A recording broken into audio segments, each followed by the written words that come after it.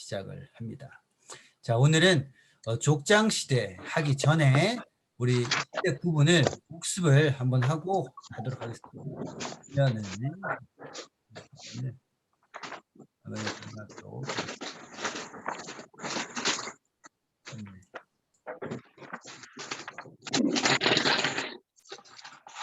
화면 여기 다 보이시죠?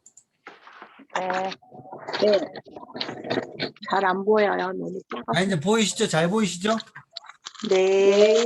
네, 화면에 꽉 차게 보이시죠? 네. 네. 뭐 그 사람들 얼굴은 밑에 쫙 깔려 있고 맞죠? 네. 아니요. 아닌데. 아니요. 사람은 없어요. 사람 보이게 할 수도 있어요. 예. 없어요, 근데. 아, 하실 수도 있는데 잠깐만요. 네. 우리가 못한다. 네. 자, 일단 어쨌든 지금 화면 보이시죠? 네. 예, 좋습니다. 그리고 지금 말하는 제 소리가 이제 지금 제 얼굴이 화면 녹화할 때 보이는데 여러분들이 지금 뭐 책 넘기시고 막 이렇게 하실 때 보면 여러분 얼굴이 나와요. 여러분이 딱딱 소리가 나면 화면에 녹화될 때는 여러분 얼굴이 나올 겁니다.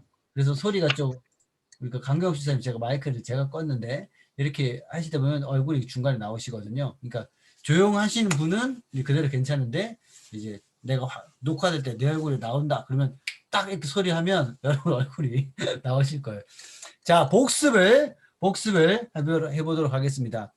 성경의 10가지 시대 구분을 방을 나누는데 그냥 지금 이 순간에 그냥 따다다다 외우는 게 중요한 게 아니라 성경을 생각할 때 창조부터 구약의 시대로 쫙 가는데 10가지 시대를 머릿속에 흐름을 잡는 거예요.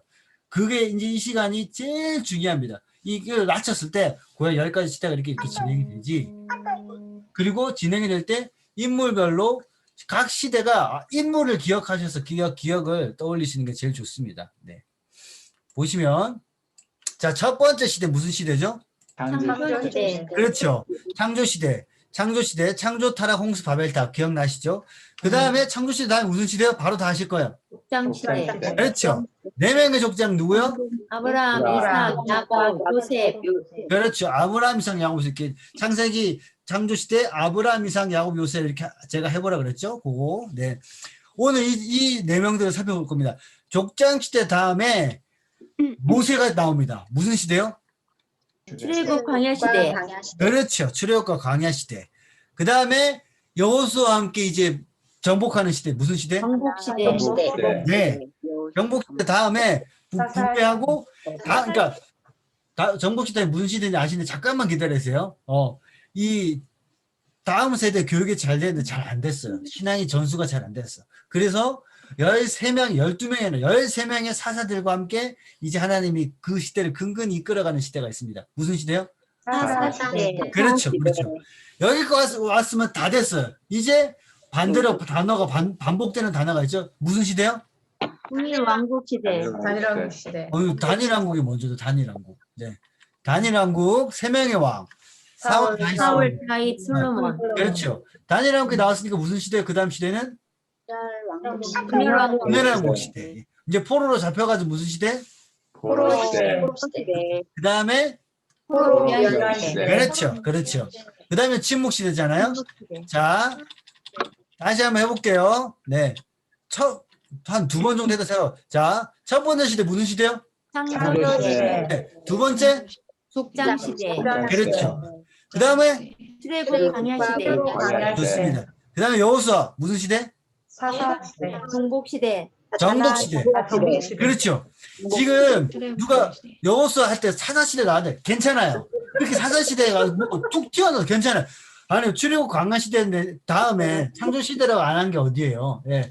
출애굽 광야시대 다음에 이게 헷갈려요. 그러니까 족장시대 다음에 무슨 시대가 한번 헷갈리고 출애굽 광야시대 다음에 정복시대 헷갈리고 정복시대 사사시대 거기까지만 헷갈려요. 예. 그러니까 단일왕국부터 나가면 쭉 나간다니까요. 그러니까 자 다시 창조시대는 족장시대죠. 족장시대는 무슨 시대요?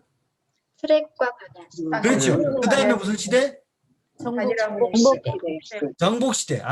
단일왕국시대 잘하셨어요. 그렇게 틀리신 분 잘하셨다니까요. 그렇게 쭉 내뱉으세요. 지금 말을 해야 돼. 틀려도 쭉쭉 내뱉으세요. 아니 너무 크게 웃으시지 말고 자 이렇게 쭉쭉 내뱉으세요. 자 출입 광원시대 다음에 정복시대죠. 그 다음에 사사가 나면 무슨 시대요? 사시대. 네 잘하셨어요. 이제 끝났어요. 이제 단일 분열 나옵니다. 무슨 시대요? 그렇죠. 단일왕국 나왔으니까 무슨 시대요?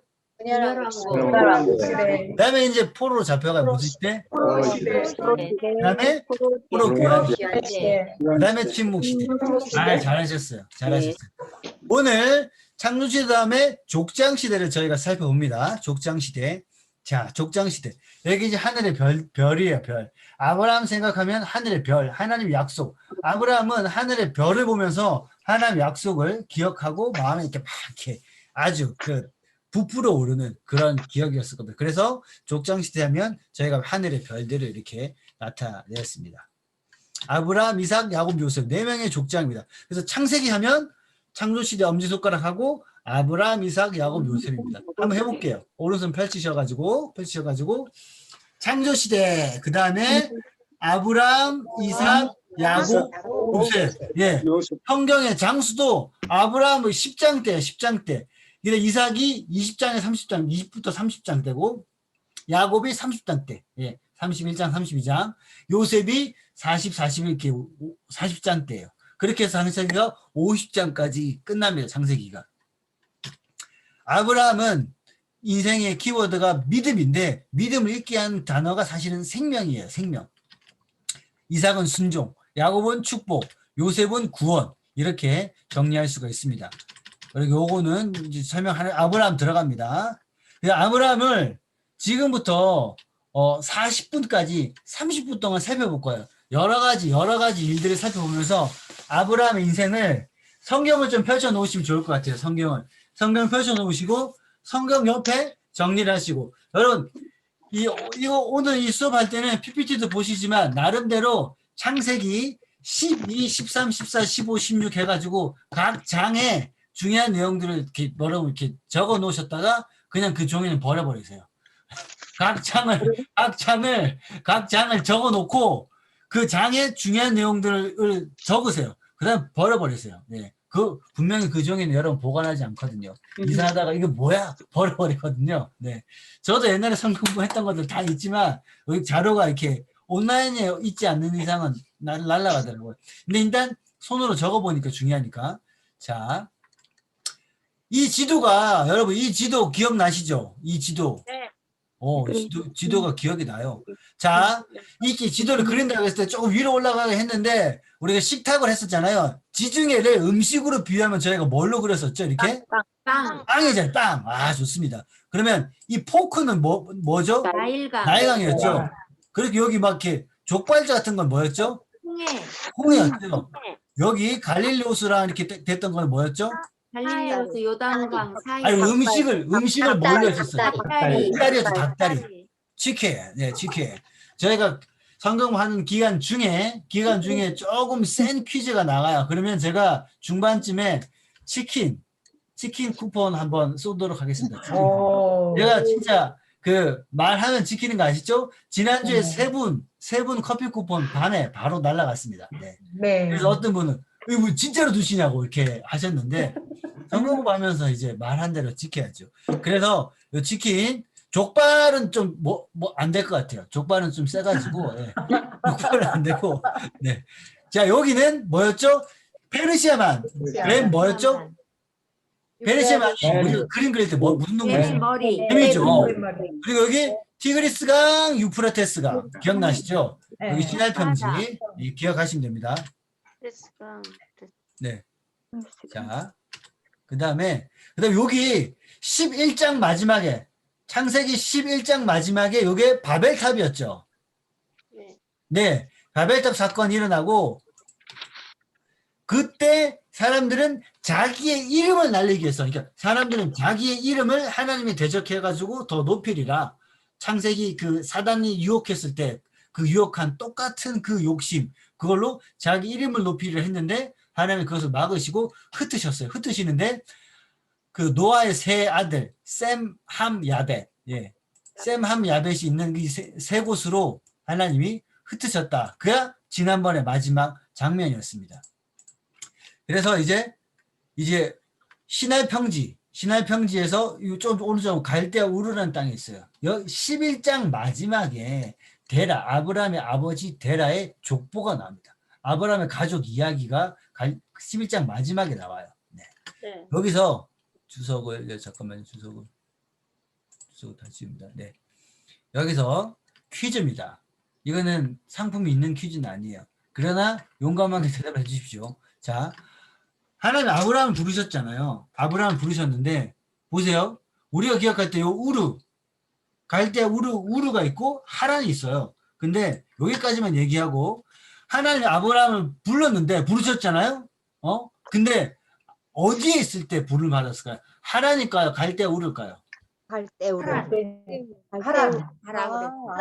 하란. 지금 반반입니다. 하란에서 데라가 죽고 12장에 불렀으니까 하란에서 부르셨다고 생각할 수 있어요. 충분히 그렇게 생각할 수 있어요. 갈대아이.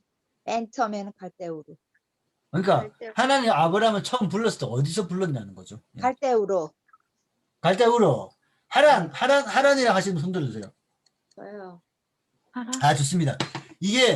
여러분 이게 누가 틀렸다가 아니에요. 이렇게 정답은 있어요. 그러나 두 가지다. 창세기 11장 12장으로만 놓고 봤었을 때는 하란에서 부른 것처럼 저희가 볼 수 있어요. 충분히. 그러나 다음 성경 구절을 보여드리도록 하겠습니다. 그러니까 창세기 11장 마지막에 보면 데라가 그 아들 아브라함과 하란의 아들인 롯과 함께 아브라함의 사례를 데리고 갈대아우르를 떠나서 가나안 땅으로 가고자 하더니 데라가 하더니 하란에 이르러 거기 걸었더라. 데라는 205세 뒤에 하란에 죽었더라. 라고 하고 11장이 끝나고 12장 1절, 2절, 3절에 하나님이 여호와께서 아브라함이 이르시되 너는 너의 본토 친척 아비집을 떠나라. 그러면 하란에서 부른 거라고 우리는 생각됩니다. 그렇게 잘 보신 거예요. 그러나 그게 정말 맞는지 이게 보시면 창세기 15장 6절이에요. 또 그에게 이르시되 나는 이 땅을 내게 주어 소유를 삼게 하려고 너를 갈대아인이 우르에서 이끌어낸 여호와노라. 하나님 그 말씀했어요. 갈대아 우르에서 내가 너를 이끌어냈다라는 거죠. 갈대아 우르에서 우러낸 거죠. 그리고 사도행전 7장 스데반이 설교 시작할 때 아브라함부터 구약을 쫙 꿰뚫어서 사도행전 7장에 스데반이 순교당기 전에 설교를 쫙 해요. 구약을 총정리하는 설교를 한꺼번에 막 하시는데 그때 아브라함 이야기할 때 하란이 있기 전에 메소포타미아에 있을 때 티그리스 유프라테스 강 사이야. 갈대아 우르를 말하는 거야. 그때 아브라함을 갈대아 사람의 땅을 떠나 그때 거기서 불렀다라고 합니다. 그러니까 퀴즈의 정답은 하나님이 갈대아 우르에서 불러냈다는 거죠. 근데 이 갈대아 우르가 어떤 땅이냐? 도시 문명이 발달했었고 옛날부터 4대 문명 발생지잖아요. 도시 문명이 아주 발달했었고 그리고 하나님이 아브라함 여기서 불러냈다는 거예요. 왜냐면 바벨탑이 있었던 곳이에요. 그러니까 하나님을 대적하는 인간의 문명은 발전했지만 하나님을 대적하는 그 문명이었던 거죠. 하나님 없이 얼마든지 살 수 있는 인간임으로 살 수 있는 땅이었다는 거죠. 근데 하나님은 거기서 아브라함을 불러내가지고 하나님만 의지하는 한 사람을 택해서 창세기 1장 27, 28절 하나님이 그 사람을 만드신 목적 있잖아요. 나 대신 다스리게 하려고 복을 주시려고 그 복을 다시 창세기 바벨탑 사건으로 인해서 흐려졌는데 다시 그 약속을 이루시려고 한 사람을 택하십니다. 그게 아브라함이에요. 그 택해가지고 아브라함을 그 가나안 땅에 해서 이스라엘 민족 아브라함을 택해가지고 구약의 역사에 이끌어가실 때 왜 그렇게 이스라엘 민족을 하나님이 계속 귀하게 여기시고 계속 그들만 붙잡으시는가? 그 한 사람 아브라함 한 사람을 택해서 다시 인류 역사를 처음 약속을 회복하시려는 게 이 아브라함입니다. 그래서 갈대아 우르에서는 안 돼. 불러내야 돼요. 하나님을 의지할 수밖에 없는 땅을 불러내야 돼요. 그래서 갈대아 우르에서 불렀고 아버지 데라와 함께 이동하는 중이었어요. 네. 이 본토 친척 아비집은 갈대아 우르였습니다. 여기서 떠나서 하란에 갔어요. 근데 물론 하란도 살기 좋은 평원입니다. 이 강 따라갔어요. 여기가 긴 길이지만 가족과 함께 가고 갈만했을 거예요. 근데 아브라함한테 이제 갈대아 우르에서 원래 부르셨고 이게 하란에 가는 이 여정 중에 아브라함한테 여러 가지 일들이 일어나게 됩니다. 하나님 왜 아브라함은 왜 또 하나님 부르시고 응답했을까? 그러니까 갈대아 우르에서 하나님이 아브라함을 부르셨을 때 아브라함은 아브람이죠. 우리 나중에 아브람이 됐죠. 아브람은 하나님에 대해서 잘 알고 있거나 이렇게 이미 신앙이 성숙한 상태가 아니었어요. 여러 신들이 있는데 여호와라는 신이 나를 부른다라는 거 말았고 무슨 신인지도 몰랐을 거예요. 그런 상황에서 아브람 왜 하나님이 부르시면 응답하면서 이 자기 모든 것을 내려놓고 떠날 수 있었을까? 그거를 한번 살펴보도록 하겠습니다. 아브람 왜 하나님 부르시면 응답했을까? 이 본문 가지고만 이런 내용으로만 설교를 하실 수도 있는데 이 내용으로만 설교는 뭐 이렇게 많이 안 하셨을 거예요. 많이 못 들어보셨을 거예요. 성경 공부하면서 저희가 살펴볼 수 있는 내용입니다. 아브라함의 아버지 데라가 있습니다. 데라. 아브라함의 아버지 이름은 데라. 제가 전에 농담으로 성경에서 제일 똥침을 제일 잘하는 사람 데라라 그랬잖아요. 데라. 네, 데라. 제가 농담한 겁니다. 아브라함의 아버지 이름은 성경에서 난센스 퀴즈 데라. 네. 근데 데라가 4명을 낳았습니다. 사레와 아브라함과 나홀 하란. 이게 배 다른 형제긴 하지만 네. 형제. 그런데 이 당시 문화는 그 가족이 자녀가 많은 것이 방패고 제일 방비하는 게 제일 좋았어요. 왜냐면 나라나 어떤 정비가 잘 돼 있지 않았어요. 그냥 힘이 센 가족이 다른 가족을 얼마든지 죽이고 빼앗을 수 있는 그런 때였습니다. 그러니까 가족 숫자가 자기들의 힘이었고 가족 한 명이 죽으면 엄청난 죽음의 위협 가운데 있었습니다. 두려움 가운데 있었던 거죠. 근데 아브라함은 형제 하란이 먼저 죽는 것을 경험해요. 여러분 부모님이 돌아가시기 전에 형제가 먼저 죽는 것을 경험하면 그 엄청난 충격이 있습니다. 삶의 어떤 생각과 이런 것들이 많이 바뀔 정도로. 그 다음에 아브라함과 사레가 결혼했는데 자식이 없었더라. 75세 아브라함에게 자식이 없었더라. 네. 자식이 또 없는 상황입니다. 고통 가운데 있는 거죠. 자녀가 없는 사람의 고통은 당해보지 않은 사람은 모르는 거죠. 여러분도 주변에 또 우리 교회 성도들 중에서도 장로님들 중에서도 10년 동안 막 자녀가 없다가 자녀가 또 하나님 축복을 주시고 그런 분들도 있잖아요. 그 기간 동안에 엄청난 지금보다 훨씬 더 많은 그 삶의 의미가 없고 고통 가운데 두려움 가운데 있었다는 거죠. 그러니까 아브라함. 그런데 하란에 갔는데 아버지까지 돌아가셨어요. 아브라함은 형제도 없고 자식도 없고 아버지까지 죽고 안 그래도 기본적으로 사람들은 죽음에 대한 두려움이 많습니다. 아브라함 인생에서는 죽음과 희망 없는 삶이 상태인 거죠. 하란에 있을 때 아브라함의 상태는 죽음의 위협, 그리고 희망 없는 삶. 아브라함 인생에서 가장 큰 그 약점은 죽음이에요. 죽음. 저희가 이제 성경을 구약 개관할 때 중요한 인물들부터 이렇게 개관을 할 거거든요.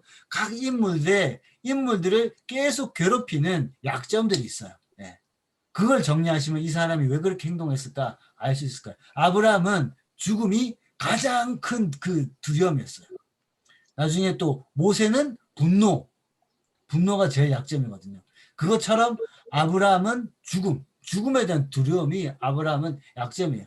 딱 부르시 다 좋다가도 죽음에 대한 두려움이 딱 엄습하면 아브라함은 이 생각이 정지되고 바로 굴복해 버립니다. 그런 아브라함에게 하나님이 창세기 12장 1절 2절 3절에 말씀하신 거죠. 네. 이정현 권사님이 이 성경 구절 한번 읽어 주실래요? 여호와께서 아브라함에게 이르시되 너는 너의 고향과 친척과 아비의 집을 떠나 내가 네게 보여줄 땅으로 가라. 내가 너로 큰 민족을 이루고 네게 복을 주어 네 이름이 창대하게 하리니 너는 복이 될지라. 너를 축복하는 자에게는 내가 복을 내리고 너를 저주하는 자에게는 내가 저주하리니 땅의 모든 족속이 너로 말미암아 복을 얻을 것이라 하신지라. 창세기 네. 12장. 네, 감사합니다. 하나님께서 이렇게 이 약속을 주시는 거죠. 내가 너로 큰 민족을 이루고 생명을 주고 내 이름을 창대하게. 바벨탑에서 그 사람들은 자기 이름을 높이려고 했는데 그게 안 됐죠. 근데 하나님은 아브라함 내 이름을 창대하게 해줄 것이다. 그렇게 말씀하시는 거죠. 생명이 부르시고 내가 너로 큰 민족을 이루고 너 이름을 네가 복 자체가 될 것이다. 하나님이 아담에게 주셔가지고 이 땅에 원래 주셔야 했던 그 복을 훼손된 게 아니라 그 복을 다시 아담처럼 아브라함을 택해서 다시 시작하시려고 하시는 거죠. 그 생명의 부르심을 부르는 거죠. 그러니까 이 아브라함에게는 죽음의 두려움 가운데 있는데 내가 너로 큰 민족, 너는 그 죽음이 아니라 생명 자체가 될 거야. 복 자체가 될 거야. 라고 부르셨을 때 아브라함은 이 마음이 막 심장이 뛰면서 움직인 거죠. 그렇지. 라고 하면서 가게 됐다는 겁니다. 생명의 부르심. 그래서 갈대아 우르에서 또 부르심을 받고 아브라함은 떠났던 거죠. 하란에 가가지고 아버지가 죽자 이제 하나님 정말 말씀하신 세겜 땅으로 가나안 땅으로 들어갑니다. 네. 가나안 땅에 들어갔을 때는 갈대아 우르보다는 훨씬 더 뭐 아무것도 없었을 거예요. 네. 거기서 아브라함이 이렇게 합니다. 베델 동쪽 산으로 옮겨 장막을 치고 서쪽은 베델의 동쪽은 아이라 그곳에서 여호와께 나를 부르신 그 여호와께 아브라함이 이 긴 길을 이동해서 이 보이시죠? 긴 길을 이동해 가지고 하란에서 머물고 죽음의 위협을 무릅쓰고 이 길에 가가지고 베델에 와서 드디어 여호와의 이름을 부릅니다. 나를 부르신 그 당신이 여호와 하나님이시군요. 제단을 쌓고 하나님 이름을 부릅니다. 하나님이 가라 그래서 이 땅에 왔죠. 예배 드리죠. 된 거예요. 창세기 12장 1, 2, 3절 선교사님들이 이 성경 구절로 부름을 받고 떠납니다. 막 기도하고 막 이 세상 순교할 각오로 선교지에 가죠. 출발합니다. 선교지에 도착해요. 딱 도착하죠. 막 드디어 막 그 영혼들을 다 구원할 것 같고 그러나 선배 선교사님들 입장에서 보면 이제 갓난아이가 한 명 온 거예요. 아 선교하려고 하는 갓난아이가 한 명 왔구나. 이제 너는 이제 믿음이 커가 되고 시작되는구나 라고 하는 거죠. 여러분 하나님이 부르셔가지고 결단하고 갑니다. 우리 인생에서도 어떤 직장도 월급은 적은 것 같지만 뭔가 더 의미가 있는 곳에 직장을 옮길 때도 있고 집도 그래요. 집이 상황이 더 안 좋을 것 같지만 기도하는 중에 하나님이 집을 옮겨야 되겠다. 그리고 이 집을 계약해야 되겠다. 여러 가지 아이들 상황은 좋지 않지만 근데 인도하심이 분명해요. 분명한 하나님의 응답과 사인이 있어요. 우리가 하나님 인도하심 받고 집을 옮기거나 직장을 옮기거나 딱 어떤 거 순종할 때가 있잖아요. 그러면 하나님 순종해서 딱 갔었으면 길이 쫙 열리고 하나님 인도하심이 분명히 보이고 열매가 있어야 되는데 항상 그렇지 않는 걸 경험하셨죠. 순종해서 갔는데 고난이 있었던 적이 있잖아요. 관계가 힘들어졌던 적이 있죠. 다 순종해서 갔는데 왜 이러지? 이런 경험이 다 있습니다. 아브라함 인생에서도 그 창세기 12장 8절까지 딱 끝나면 오 아브라함 그러고 나서 믿음의 모습만 성경에 나오면 좋은데 그러지 않습니다. 자,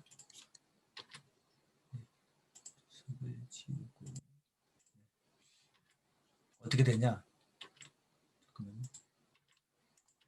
네, 그 땅에 가뭄이 듭니다. 네, 가뭄이 들어요. 그 땅에 기근이 들었으므로 아브라함 애굽에 거류하려고 그리로 내려갔으니 이는 그 땅에 기근이 심하였습니다. 이때 아브라함이 기근이 들었어. 힘든 일이 있네? 근데 애굽으로 내려갈 때 믿음으로 내려간 게 아닙니다. 그냥 고난이 있으니까 피해서 간 거예요. 이때 아브라함은 그냥 깐난하게 신앙이에요. 움직이긴 했지만 믿음으로 발걸음을 처음 내딛었지만 신앙의 성숙을 봤을 때는 그냥 깐난하게 신앙입니다. 네. 그래서 애굽으로 갈 때 믿음으로 간 게 아니라 그냥 조그마한 고난이 닥치니까 아이고 해서 애굽으로 바로 그냥 가버린 거예요. 네.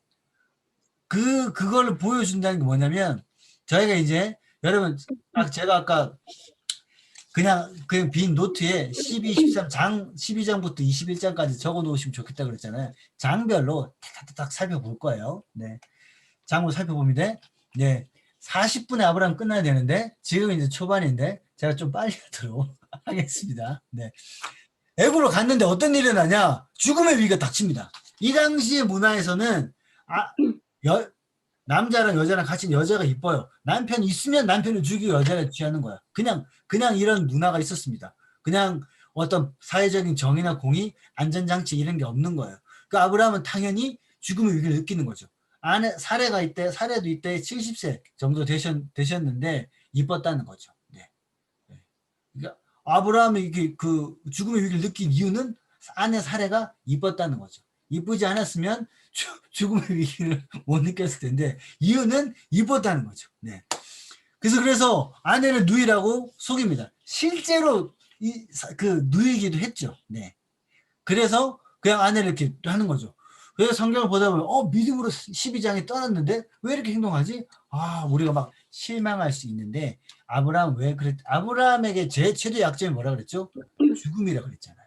죽음의 위기가 딱 닥치면 아브라함은 이게 거의 모든 뇌가 정지되는 거예요. 그냥 그 믿음을 결단할 수 있는 힘이 없어요. 그냥 바로 아내를 누이라 속이고. 근데 이때 하나님이 다 커버해 주십니다. 여러분 12장부터 해서 21장에 이삭을 번제를 바치기까지 아브라함의 믿음이 계속 성장하는데 하나님이 아브라함이 실패할 때마다 계속 다 수습해 주시는 거야.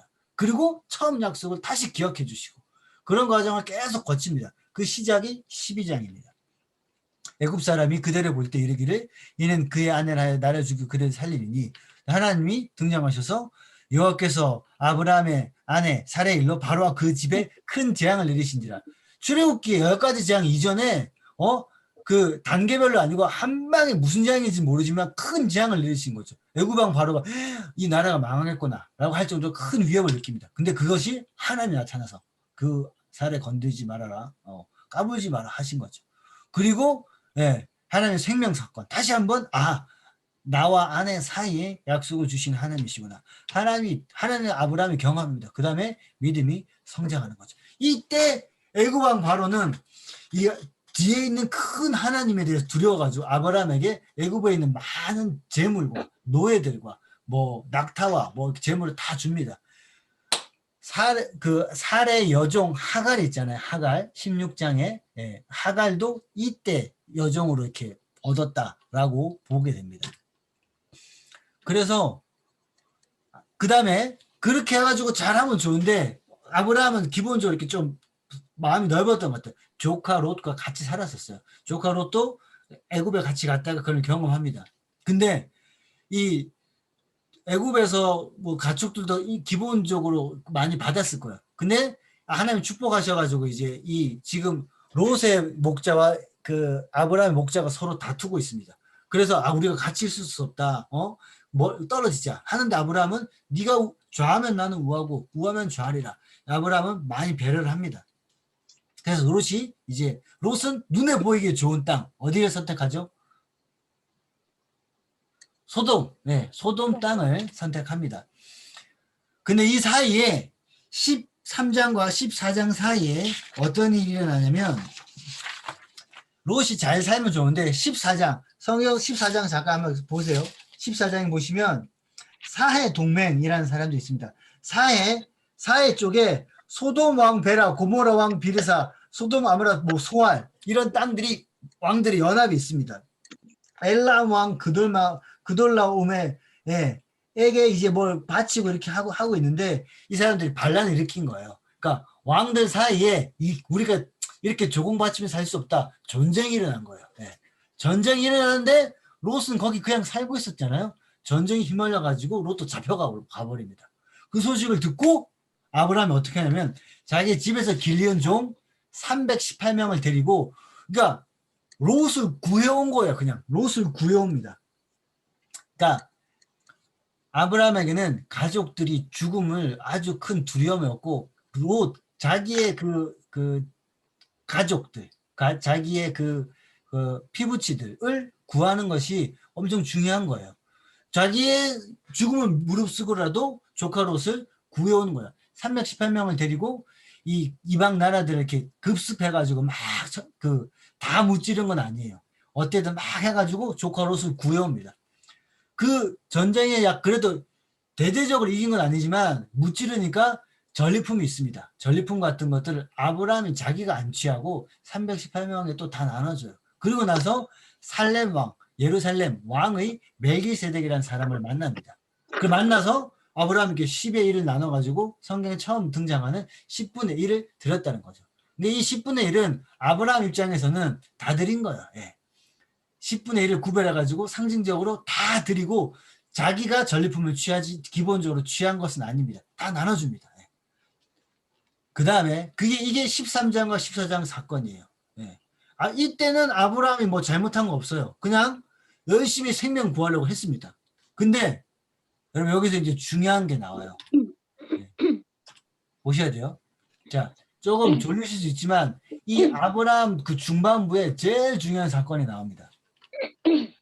12장에 부름 받았는데 해롱됐잖아요. 그 13장, 14장은 그래도 뭐 이렇게 잘했어요. 근데 지금 15장에 여러분 15장 펴시면 15장에 하나님이 등장하셔가지고 이렇게 얘기해요. 아브라함아 두려워하지 말아라. 나는 너의 방패다. 너의 지극히 큰 상급이다. 얘기하신 거예요. 왜 이렇게 얘기하셨을까요? 아브라함에게. 아무나 대답해 주세요. 왜 이렇게 얘기하셨을까? 언약을 지켜. 언약? 햇불 언약? 오, 예. 헤프레나 그 장에 중요한 핵심 내용이 맞는데 제가 한 질문에 대한 대답은 아닌 것 같아요. 언약? 자, 보세요. 그러니까 두려워 말라 말씀하신 이유는 뭘까요? 기업을 잃을 거라. 아니, 조금 더 편안하게 단순하게 생각하세요. 성경을 보실 때 하나님이 하나님의 사람들에게 이야기하실 때 두려워 말라 했으면 아브라함의 상태는 어떤 상태예요? 두려워하는 상태죠. 너와 네. 함께하리라. 하나님이 함께하리라. 자녀잖아요. 네, 그러니까 보세요. 성경을 너무 이렇게 다른 생각하지 마시고 단순하게 생각하시면 두려워 말라라고 하나님 말씀하셨으면 아브라함의 마음의 상태는 어떤 상태? 두려워하고 두려워하는 상태. 나는 너의 죽음에 방패라고 대한 말씀하셨으면 무슨 상태? 방패가 필요한 상태. 나는 너의 지극히 큰 상급이라고 말씀하셨으면 뭐 상급이 필요한 상태라는 거죠. 그룹이 필요. 여러분 성경을 보실 때 이제 묵상하거나 이렇게 하실 때 하나님의 사람에 나타나서 어떤 얘기 하실 때 그 사람의 상태 반대인 상태일 때 그 얘기를 하시는 거예요. 네. 그 사람의 마음 상태가 어떤 상태일까? 보세요. 그 다음 PPT 보세요. 두려워 말라. 두려워하고 있음. 왜 두려워했을까요? 죽음. 죽을까봐. 왜? 이재 목사님. 왜 죽음 상태, 왜 죽음에 대해서 두려워하고 있을까요? 자기 조카 또, 아니 하란 그 있잖아요. 같은 형제도 죽었지, 아버지 죽었지. 네네네. 그것도 또 맞는데, 아내도 또 뺏겼다가 다시 이렇게 그쵸. 받았지. 네. 여러 근데, 가지로 이제 맞습니다. 또, 그러니까 네. 이재용 목사님 얘기하신 게 맞는데 기본적으로 그건 아브라함한테 있는 거고 15장이잖아요. 14장에 무슨 사건이 일어났죠? 14장 다음에 15장이 일어난 거예요. 왜냐면 제가 말씀드릴게요. 이게 시간이 없기 때문에. 네. 왜 두려워하고 있는 상태라면 14장에 이방 왕들을 무찌르고 조카로서 구해왔잖아요. 네. 이방 왕들을 싸그리 다 죽여버린 게 아니에요. 318명만 데리고 급습해가지고 조카만 구해온 거예요. 그럼 이방 왕들이 이거 봐라. 아브라함은 진짜 두려워했던 거. 다시 아브라함을 복수하려고 쳐들어올 가능성이 아주 많아요. 네. 그러니까 아브라함은 제가 두 번째 주간에 그 지리할 때 산 꼭대기 있었던 거야. 산 꼭대기에 숨어 있는 거예요. 네. 그러니까 아브라함은 죽음의 두려움이 어느 때보다 큰 상황이라는 거죠. 이방 나라들이 다시 이방 그 왕들 자기가 이렇게 급습했던 왕들이 돌아올까 봐. 그리고 나는 너의 큰 방패다. 방패 대신 하나님이 정말 필요한 상황인 거죠. 두려워 말아라. 나는 내 방패다. 하나님 찾아오셔가지고 내가 너의 방패가 되어주겠다. 우리가 나타나서 항상 두려워하지 말아라. 나는 너의 방패다. 그냥 하나님 말씀하신 수고 하나님 항상 하시는 말이 아니에요. 아브라함에게는 실제 그런 상황이고 꼭 필요한 말이라는 거죠. 너는 방패다. 그 다음에 나는 너의 지극히 큰 상급이다. 아브라함은 전쟁에서 전리품을 다 취해야 되는 게 맞아요. 아브라함은 자기가 하나도 안 취했어요. 거기에 대한 인간적인 허전함이 있었을 거야. 근데 하나님이 괜찮다. 내가 그걸 좋게 봤고 내가 너의 상급이 될 것이다. 그 눈에 보이는 조그만 그 전리품 괜찮아. 내가 너의 큰 보물과 같은 것, 내가 너의 상급이 될 것이다. 말씀하신 거죠. 엄청난 위로입니다. 네. 하나님, 제 친구들 다 집이 있는데 저는 하나님 그래도 교회 봉사하고 이렇게 하느라고 저는 집도 없습니다. 라고 여러분 기도하실 수 있어요. 근데 하나님 여러분 나타나서 내가 너의 상급이다. 내가 너의 집이 되어줄 것이다. 하면 얼마나 큰 위로가 되겠어요. 위로가 안 됩니까? 실제 집을 달라고요. 그렇게 하시니까. 네. 근데 저희 목회자도 마찬가지죠. 선교사님들도 내가 똑같이 대학 전공하고 그 길 갔으면 친구들은 이런 걸 가졌을 텐데 근데 나는 이 부르심 갖고 아무것도 눈에 보이는 거 없이 부르심만 쫓아가는데 뭘까? 라고 하는 분에게 내가 너의 상급이다. 했었을 때는 그분에게는 그 한마디로 큰 위로가 되는 거죠. 아브라함이 그랬습니다. 그 다음에 하나님이 아브라함을 데리고 바깥으로 나가잖아요. 산 꼭대기라 그랬죠. 산 꼭대기에서 보면 이런 장면이 펼쳐집니다. 네. 산 꼭대기. 그 당시에 얼마나 환경 오염이 없었겠어요? 하늘의 별, 우주에서 보는 것처럼 보였겠죠. 그러면서 네 자손이 이와 같으리라. 여러분, 하나님이 말씀하시고 뭐 약속하실 때는 하나님은 그냥 말만 하시지 않습니다. 눈에 보이는 어떤 구체적인 그 증거들을 보여주시는 거죠. 그래서 여러분, 하나님이 아브라함에게 이렇게 응답하시고 약속하셨다면 그 약속이 흔들릴 때, 내 믿음이 흔들릴 때 하나님은 아브라함에게 이렇게 말씀하셨어요. 나에게 가장 필요한 그 감정의 상태를 하나님은 똑 집어가지고 얘기해 주신다는 거죠. 여러분, 미래가 안 보여가지고 불투명하고 막 염려가 많습니까? 하나님 여러분 말씀하실 거예요. 염려하지 말아라. 근심하지 말아라. 여러분에게 뭐 어떤 보장이 필요합니까? 내가 너의 어떤 보험보다도 큰 보장이다. 하나님은 이렇게 약속하신 분이에요. 그렇게 응답 안 하시면 요구하세요. 아브라함한테 약속하셨던 하나님, 저한테도 이게 필요합니다. 그리고 또 하나, 그냥 말로만 하시지 말고 마음에 감동만 두시지 말고 보여달라고 하세요. 보여달라고. 하나님, 아브라함이 뭐 좀 구체적인 약속을 보여주시는 거죠.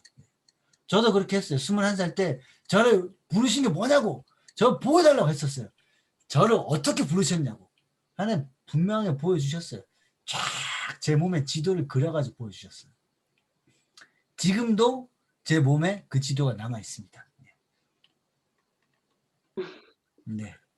여기까지만 할게요. 네. 이 내용은. 네. 그래서 여러분도 그렇게 기도하시면 좋을 것 같아요. 하나님은, 그러니까 이 하늘의 별들을 보면서 아브라함은 다시 마음이 막 두근두근 거리는 거죠. 네. 그래서 중요한 게 있어요. 이 별들을 보고 별을 세어봐라. 셀 수 있나 보라. 네 자손이 이와 같으리라. 근데 아브라함이 이때 하나님 또 이렇게 하시는 게 아니라 하나님이 준비한 이 이벤트, 딱 별 배치한 거 보고 아브라함은 이미 그걸 받아들인 거예요. 감동을 먹은 거예요. 그래서 중요한 것은 이 성경 구절을 같이 한번 읽어보겠습니다. 시작. 아브라함이 여호와를 믿으니 여호와께서 이를 위로 여기고 그렇습니다. 이게 이신칭이 15장에 중요한 거 적어놓았어요. 아브라함이 여호와를 이걸 믿은 거예요. 믿어진 거예요. 그래서 여호와께서 그의 일을 여기시고, 여기서 이 구절을 그냥 이렇게만 넘어간 게 아니라 아브라함이 여호와를 믿었는데 아브라함이 똑똑해갖고 아니면 영특해가지고 아브라함의 의지를 믿은 게 아니라, 여러분 이렇게 성경을 펼쳐다 볼 때 아브라함의 이야기를 저희가 이렇게 할 때 하나님이 뒤에서 다 만들어 놓고 배치해 놓고 그렇게 되게끔 설득하신 거예요. 아브라함이 여호와를 믿으니까 믿어지니라고, 믿어지니라고 보시면 그게 맞아요. 하나님이 아브라함을 택했기 때문에 그렇게 다 배치했던 거죠. 아브라함이 보세요. 두려워하지 말아라. 모든 마음의 상태를 다 상담을 해주시고 딱 보여주시고 믿을 수밖에 없게 만드신 거예요. 그리고 나서 그렇게 믿어지니까 그걸 좋다고 하나님은 또 그 자체를 의롭다고 여기신 거죠. 딸 바보 아빠가 딸에 대해서 다 준비해 놓고 아빠 안아주라. 그럼 딸이 안아주니까 그걸 너무 기뻐해가지고 그런 거 같은 거죠. 이 부분이 중요합니다. 근데 여기서 끝이 아니에요. 아브라함은 여기서 하나님 믿었어요. 감동 다 받았어요. 그런데 성경에 숨겨져 있는 더 큰 의미가 있습니다. 15장이 횃불 언약이라고 그랬잖아요. 박영규 목사님 횃불 언약 얘기하셨는데 15장에 제일 중요한 건 여기예요. 뭐냐면 여러분, 큰 두려움이 있다가 또 그거를 다 덮을 만한 큰 위로가 있을 때, 마치 너무 슬픈 장례를 치렀는데 많은 사람이 와가지고 위로를 얻었어요. 장례 다 마치고 나서 육신도 피곤하고 정서도 지치고 장례 다 마치고 와서 집에 딱 탁 쓰러져 잠을 자요. 그럼 보통 3일 동안 잠을 못 잤으니까 깼는데 24시간 지나고 그러잖아요. 슬픔이 있다가 잠이 들면 더욱 깊은 잠을 듭니다. 여기 지금 그림에 보면, 여러분 그림에 보시면 이게 횃불 언약인데 이 당시의 사람들은 여기 짐승이 양쪽에 있잖아요. 이 대칭으로 돼 있죠. 반을 딱 가는 거야. 짐승은 반을 딱 가는 거야. 뼈 포함해서 반을 쫙 가는 거죠. 동물 3마리 반 쫙 가르고, 옛날에는 사람들이 약속을 하면, 언약을 하면 집안과 집안이 언약을 할 때 다시는 서로를 공격하지 말자라고 했었을 때 동물을 딱 갈라놓고 둘이 손을 잡고 그 동물 사이를 지나가는 거죠. 그게 뭐냐면 약속을 어길 시에는 이 동물처럼 될 것이다 라는 거죠. 반을 누구든지 약속 어긴 사람 반을 갈림을 당할 것이다 라는 거죠. 근데 이 당시에 약속을 할 때 이런 약속이 있습니다. 하나님이 하늘을 보여주시면서 네 자손 이와 같으리라.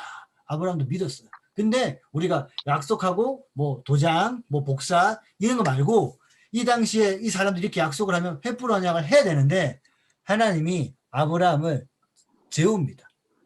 재우시고 하나님 혼자 이 불꽃이 하나님 불꽃이 이 동물 사이를 혼자 지나가는 거죠. 이 의미는 뭐냐면 아브라함이 약속을 어겨도 아브라함을 가르는 게 아니라 아브라함의 약속까지 내가 짊어지고 그 약속을 이루어내리라 라는 거죠. 네. 하나님은. 네.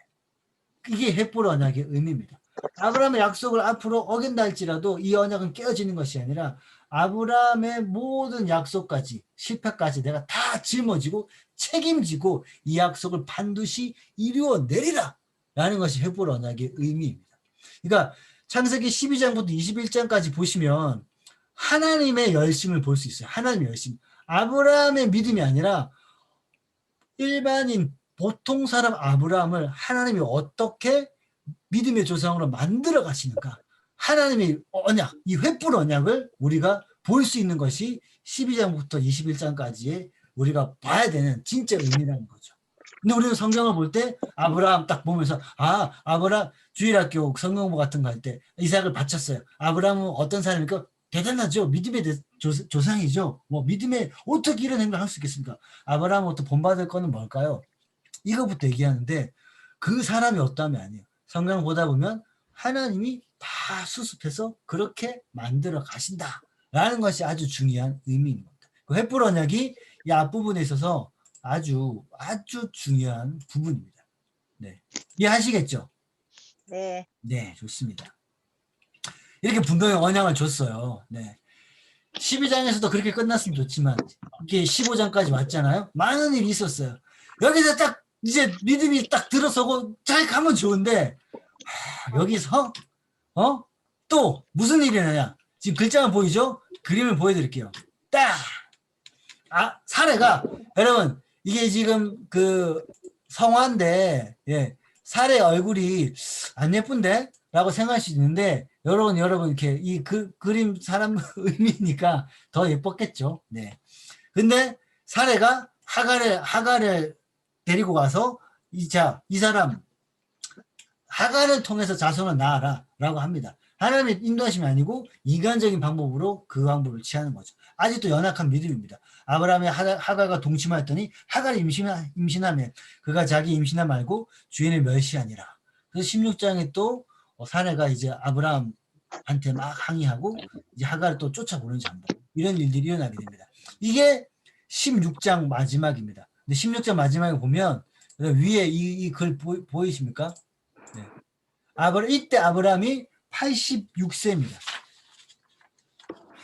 86세인데 이제 17장에 가면 99세 때 하나님이 다시 아브라함을 부르시거든요. 13년 동안 아브라함이 이제 다른 행동을 인간적인 방법을 취하니까 13년 동안 하나님이 침묵하시는 거죠. 네. 그러니까 어떤 기다림의 시간들, 침묵의 시간, 또 반성의 시간, 하여튼 그런 것들을 보내게 됩니다. 성경에 이 13년간의 침묵의 시간들이 다윗도 그랬고 사울도 그랬고 그런 시간들을 보내게 됩니다. 그러고 나서 17장에 할례 언약이 나오는데 17장에 하나님 아브라함이 99세 때 여호와께서 아브라함에게 나타나서 이르시되 나는 전능한 하나님이라 너는 내 앞에 행하여 완전하라. 이 완전한 의미가 조그마한 흠이 있네, 2% 부족하네, 그게 아니에요. 이게 뭐냐면 아브라함아 이제는 제발 나 좀 믿어라. 내가 너와 아내 사례를 통해서 자식을 줄 것이다. 그 얘기 하시는 거예요. 왜냐면 이때 17장에 이름을 바꿔라는 거죠. 네가 아브라함이지만 아브라함이라 하라. 아브라함은 여러 민족의 아버지, 자녀가 한 명도 없는데 많은 자녀의 아버지라고 부르라고 하는 거죠. 아브라함은 또 그대로 순종합니다. 사례도 많은 자녀의 어머니라고 합니다. 그러고 나서 할례를 행하라고 하는 거죠. 이제 하나님이 약속을 곧 이루실 텐데 할례를 행하라. 이전까지는 할례라는 게 없었어요. 할례라는 게 뭐냐면 아브라함은 네 몸을 통해서 자녀를 낳을 것인데 우리가 지금 생각할 때는 할례를 이렇게 표피를 남자 성기의 표피를 그냥 제거하는 걸 생각하는데 이 당시는 아예 그냥 성기를 그냥 다 자른다 라는 개념으로 할례를 행하면 나는 자녀를 못 낳는데 라고 생각할 정도로 인간적인 수단을 제거하는 그런 의미 그 정도로 생각했던 겁니다. 그러면 어떻게 하시려고 그러시나 그런 생각으로 행했다는 거죠. 근데 창세기 17장 17절에 아브라함이 이렇게 얘기합니다. 아브라함이 하나님이 이제 내가 너에게 자녀를 줄 것이다. 곧 얘기하시니까 아브라함은 엎드려 웃으며 마음속으로 이르되 아이고 하나님 100세 됐는데 어떻게 자녀를 낳겠습니까? 사라는 90세인데 어떻게 낳겠습니까? 라고 자기도 모르게 웃어요. 네. 진짜 하나님 어떤 분이신지 알겠는데 이 정도까지는 못하실 것 같은데 라고 자기도 이렇게 웃게 되는 거죠. 아브라함이 하나님을 잘 믿었으면 이렇게까지 할 필요가 있었을까? 네. 근데 하나님이 이렇게까지 행하시면서 행하십니다. 네. 그래도 못 믿을까봐 다시 19장에 나타나세요. 네. 18장에 나타나셔서 내년 이맘때 하나님이 찾아오세요. 3일차 하나님이 세 분이 찾아오셔가지고 음식을 먹으시고 내년 이맘때 내 안에 사라에게 아들이 있으리라 하십니다. 사라가 옆에서 듣고 웃고 있잖아요. 속으로 웃습니다. 네. 속으로 소리나게 안 웃어요. 속으로 분명히 속으로 웃어. 속으로 아무 소리도 안 나요. 근데 여러분 보시면 뒤 넘어갈게요. 잠깐 보세요. 속으로 웃었는데 아브라함 웃었잖아요. 18장에 속으로 웃었는데 천사가 얘기해요. 네가 왜 웃었느냐. 사라가 부인하여 이르되 내가 웃지는 아니었나이다. 하나님 천사가 내가 웃었느니라. 천사와 말 실갱이 하고 있는 거죠. 네가 웃었느니라. 사라 안 웃었습니다. 천사는 웃었다. 계속 얘기하고 있는 거죠. 예. 그 일이 있고 나서 예. 1년이 되기 전에 또 이런 일입니다. 아브라함이 그랄 땅에 갔는데 아비멜렉 왕이 있어요. 또 12장처럼 아내를 죽일까 또 죽음의 두려움이 오는 거야. 이 12장이 일어났으면 됐는데 13장, 14장 뭐 할례 언약, 횃불 언약 이 일들이 일어났는데 또 죽음의 두려움이 아브라함을 엄습한 거예요. 그러니까 아브라함이 또 이렇게 막 믿음이 또 다 스톱됩니다. 그러면서 나를 죽일 것 같으니까 90세 된 아내를 90세 됐는데 또 아내를 뺏길까 봐 두려워해가지고 이 일들을 또 행하게 됩니다. 근데 하나님이 아비멜렉 현몽하셔가지고 내가 너를 죽인다. 아브라함 손대지 말아라. 그는 선지자다. 라고 하나님이 또 이때도 하나님이 다시 이제 회복하시는 거죠. 다 회복하십니다. 우리 생각에는 아브라함 너무한 거 아닌가. 하나님 다른 사람 바꾸세요. 라고 하고 싶을 정도지만 하나님 그러지 않습니다. 내가 택한 아브라함은 나는 끝까지 포기하지 않고 횃불 언약 기억하시죠?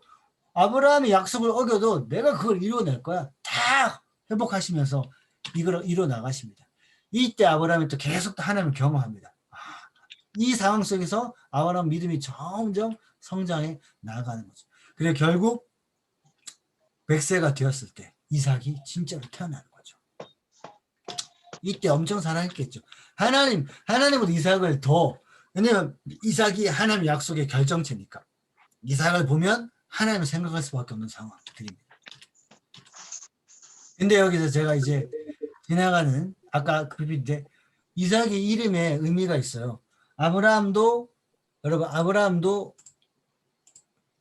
이 17장에 웃었죠. 하나님 99세. 사라도 속으로 크크 웃었죠.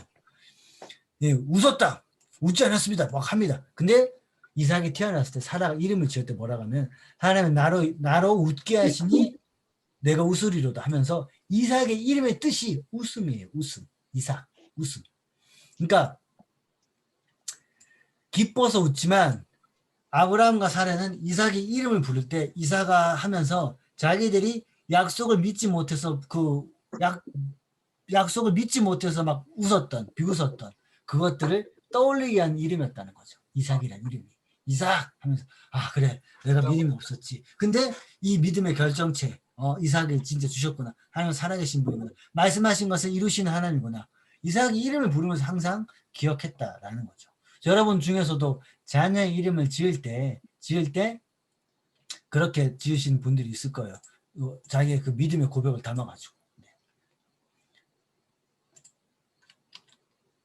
그래서 하나님이 이제 아브라함에게 이제 마지막 테스트를 하십니다. 네 자녀 이삭. 아브라함에게는 하나님께 나아가는데 이미 이삭이 너무 크기 때문에 오히려 하나님의 약속인데 그게 하나님께 나아가는데 걸림돌이 될 수 있는 상황이었어요. 근데 그 의미도 있지만 하나님 또 다른 여러 가지 예표의 의미를 해가지고 그 당시 고대 근동의 문화를 깨트리기 위한 의도도 있고 여러 가지 의미, 몇 가지 의미를 있는 상태에서 네 아들 이삭을 번제로 바치라 말씀을 하십니다. 그 일에 하나님이 아브라함을 시험하시려고 독자를 데리고 번제로 드리라 말씀을 하시는 거죠. 이 그림이 아브라함 처음 부를 때 그 그림이에요. 아브라함에게는 생명, 죽음 이게 가장 큰 그 약점인데 하나님 그걸 다시 건드리시는 거예요. 그 고난과 수십 년의 25년 세월에 걸쳐서 이삭을 주셨으면 그 약속이 완성되고 끝나면 좋은데 이제 이삭이 한창 성장했어요. 이때 이삭의 나이는 아기가 아닙니다. 갓난 나이도 아니고 아브라함을 훨씬 뛰어넘는 청년 이삭이었습니다. 나이를 이렇게 봤었을 때 17세에서 20세 최소한 이상입니다. 어떤 주석에서는 37세 이상이라고 보는 데도 있습니다. 근데 그 이삭을 번제로 바치라라고 하는 거죠. 그래 이건 그 의미죠. 너의 주인은 누구냐? 하나님이냐 이삭이냐? 누가 여기서 이제 또 이런 얘기를 하는 거죠. 하나님이 이삭을 바치라고 한 게 아니라 아내 사례를 바치라고 했었으면 아침이 되기 전에 바치지 않았을까? 누가 이렇게 우스갯소리로 얘기를 했었습니다. 아침까지 갇히지 말고, 예. 이건 농담입니다. 네. 아침에 일찍 일어나. 그 밤새 한숨도 못 잤다는 것도 이렇게 고민하다가. 그리고 일찍 출발했다는 것은 마음에 결단했다는 겁니다. 일찍 일어나 나귀 안장을 지우고 3일 길을. 3일 동안 가면서 엄청난 또 고뇌를 했겠죠. 지금 여기 그림에 이삭이 작은 것처럼 되어 있지만 어른이라 생각하시면 됩니다. 예. 요건 옛날 그림에 이렇게 아이들용으로 이렇게 나왔기 때문에 네. 번제로 갑니다. 근데 번제할 양은 어디에 있나이까라고 하고 하나님이 예비하시리라고. 이삭이 뭐 크죠. 네. 근데 진짜 바치려고 하니까 하나님이 아브라함아 멈출 수밖에 없게 성경에는 2번 부르고로 되어 있는데 엄청 큰 소리로 번개처럼 딱 멈추게끔 말씀하셨을 거예요. 아무 손도 대지 말라. 네가 이제야 나를 경외하는 줄 알겠다. 네 믿음을 알겠다. 그만해도 된다. 라고 말씀하시는 거죠. 그래서 아브라함은 그의 이제 마음의 모든 걸림돌을 제거하고 이삭을 이제 바치려고 했고 믿음의 조상이 되는 거죠. 근데 이때 히브리서 말씀에 의하면 이삭이 하나님의 약속인데 그 번제를 바치라고 하잖아요. 하나님의 약속이 명령의 2개가 이렇게 상충되잖아요. 히브리서 말씀에 의하면 아브라함은 그렇게 생각했다는 거죠. 자기가 이때까지 경험한 하나님은 옛날의 약속을 무너뜨리시는 하나님이 아니라 내가 죽이더라도 이 하나님은 이 이삭을 다시 살려낼 수 있는 하나님이다. 히브리서 11장에 그렇게 나와 있습니다. 그 하나님을 아브라함은 바라보고 그렇게 순종했다는 거죠. 내가 이해되지 않는 상황에서도 순종할 수 있는 상황까지 믿음이 성장했다는 겁니다. 하나님이 그렇게 만들어 가셨다는 거죠. 이 일 이후에 사례가 127세가 돼서 죽습니다. 그래서 누군가는 이삭이 번제를 바치고 나서 그 바로 다음 장에 사라가 죽거든요. 사라 입장에서는 그 충격으로 돌아가셨다라고 이야기도 합니다. 아브라함이 아내 사례를 장사를 하는데 막벨라굴, 지금 헤베론, 지금 이스라엘 민족의 가장 중심되는 장소입니다. 여기 이 밭을 그 굴을 삽니다. 근데 은 400세를 주고 사는데 해쪽 속이 지금 이렇게 얘기합니다. 그냥 가지라 라고 얘기하는 거죠. 근데 해쪽 속 입장에서는 아브라함은 이방 민족이에요. 네가 여기서 우리 여기서 털을 붙이면 안 되는데 라고 생각하고 나중에 그걸 다시 빼앗을 생각이었었다고 봅니다. 근데 아브라함이 이때 은 400세겔은 이 굴을 살 때는 뭐 0세겔도 살 수 있는 거예요. 엄청나게 많은 돈, 바가지를 쓰고 산 거예요. 그냥 20만 원의 월세를 얻을 수 있는 그 집인데 양평동 전체를 살 수 있는 돈을 지불하고 이 밭을 산 겁니다. 아브라함이 내가 너의 본토 친척 아비의 집을 떠나 가나안 땅을 주겠다고 말씀하셨는데 이때까지 아브라함의 땅은 하나도 없었어요. 근데 처음으로 아브라함 소유의 땅이 매장지가 생기게 되는 거죠. 그래서 큰 돈을 지불하고 이 믿음으로 미래까지 아브라함 바라보고 큰 돈을 지불해 버리는 거죠. 그런 의미가 있습니다. 그래서 이 막벨라굴은 4명의 족장들이 묻히는 무덤이 됩니다. 지금도 이곳은 있는 거죠. 이스라엘 민족의 가장 중심지가 되는 지역이 됩니다. 네. 그래서 아브라함의 소유로 확정된지라 이 헷 족속은 놀라는 거죠. 진짜 이 돈을 주고 사버리네. 엄청나게 놀라버립니다. 이렇게 해서 아브라함이 끝나게 됩니다. 네.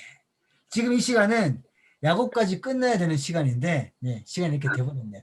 그러나 아브라함은 충분히 제가 살펴봤기 때문에 잘 한 겁니다. 이제 이삭과 야곱을 시간을 줄여서 5분 만에 살펴보고 요셉을 살펴보도록 하겠습니다. 여러분 이삭은 순종의 사람입니다. 순종의 사람. 아브라함은 이 하나님 명령하신 것을 순종하기까지 25년의 세월이 걸렸어요. 근데 이삭은 그것을 아버지 앞에서 봤던 거죠. 하나님이 아브라함에게 이삭을 바치라고 했었을 때 아브라함에게만 하신 명령이 아니라 이삭도 그것을 듣고 순종하는 것이 필요했습니다. 이삭은 이미 아브라함만큼 비슷한 믿음을 가지고 제물로 바쳐줄 준비를 했던 거죠. 그만큼 이삭은 순종이 아버지가 믿음으로 싸웠기 때문에 믿음이 그만큼 성장했던 거죠. 믿음의 조상 부모님이 신앙생활 열심히 하면 자녀들은 훨씬 더 수월하게 믿음이 성장하게 됩니다. 여러분이 믿고 믿음을 성장할 때 막 힘들었다면 여러분 자녀들은 훨씬 더 그 믿음을 잘 본받게 그 길이 잘 닦여진 길을 갈 수 있을 겁니다. 이삭은 순종의 사람이에요. 목숨을 건 순종. 여기 지금 이삭의 나이가 37세로 보죠. 사라가 죽었을 때 127세니까 그 사라가 죽었을 때 그때가 바로 그 근방이었을 거다라고 추정해 37세라고 보는 시각도 있는 겁니다. 17세에서 37세 사이입니다. 네.